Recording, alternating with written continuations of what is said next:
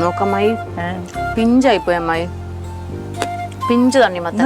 അരി നല്ല കറുപ്പുണ്ടല്ലോ. അരി കറുപ്പുണ്ട്, പക്ഷെ അതെ കണ്ട മൂത്തിട്ടില്ല അരിയൊക്കെ കണ്ട.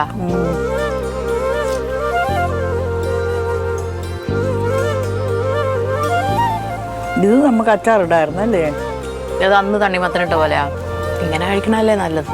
അതൊരു ടേസ്റ്റിന് വേണ്ടി വെറുതെ ഉണ്ടാക്കിയതാ. സൗമ്യം എന്നാന്നേ നമ്മൾ വെറുതെ ഇരിക്കണമല്ലോ അമ്മായി. ഇനി അത് വേവുന്നത് തരല്ലേ? എനിക്ക് പണിയുണ്ടോ? എനിക്ക് അതൊക്കെ പോയി അരിഞ്ഞു വെക്കണം. അമ്മായി പണിയെ കിടന്നോ?